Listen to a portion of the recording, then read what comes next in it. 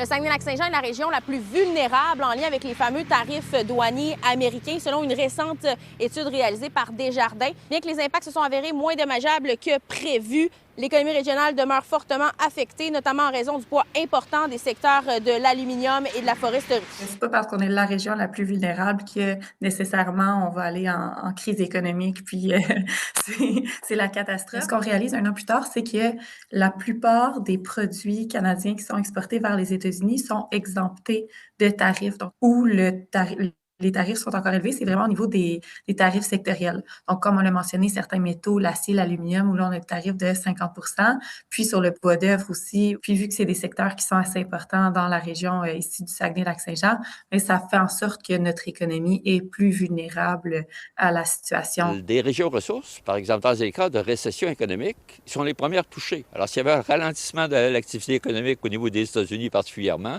on sera les premières touchées. On est les premiers à avoir les effets de la récession, puis finalement, on s'en sort le plus rapidement que les autres. Donc, il faut être attentif également à cette situation particulière des régions ressources. L'impact est moins important que prévu, notamment parce que certains produits exportés aux États-Unis par des entreprises québécoises bénéficient d'exemptions en vertu de l'accord Canada-États-Unis-Mexique. On s'attendait vraiment à ce que les régions manufacturières soient plus affectées. Puis finalement, on voit qu'avec les exemptions qui sont en place pour quand même la plupart des produits, là, c'est presque 90 des exportations canadiennes qui sont en ce moment vers les États-Unis qui sont exemptées de tarifs. Donc, ça fait en sorte que la situation est quand même moins pire que prévu. Donc, il y a tout un ensemble de problèmes qu'il faut régler, c'est-à-dire avec une stratégie appropriée. Et dans le cadre plus spécifique, il faut s'assurer qu'on protège les entreprises les plus vulnérables. Il faut dire que du côté politique, cette étude ne surprend pas vraiment, mais elle demeure préoccupante et lance un appel à la mobilisation. Au niveau de l'industrie forestière, c'est quand même catastrophique ce qui se passe. Alors, je pense que ce n'est pas une bonne nouvelle.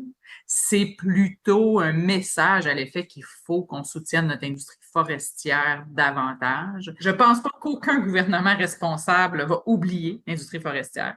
Maintenant, on pensait avoir un bon bout de chemin fait l'année passée avec un nouveau régime forestier. Ça, c'est pas avéré. La priorité du prochain gouvernement, et si on forme le gouvernement au Parti québécois, nécessairement, ce sera de revoir rapidement le régime forestier. Et le cri du cœur, finalement, des partenaires de la forêt, si tu veux, dans la région, devrait être attendu. Et ça prend à la fois des mesures, puis ça prend de l'argent nécessaire, puis ça prend une stratégie territoriale au niveau de la région pour ce secteur-là. Les économistes de Desjardins peinent à prévoir l'évolution de la situation au cours des prochains mois, mais demeurent confiants quant au maintien du statu quo. À Saguenay, Frédérica Fortin-Foster pour Nouveau Info.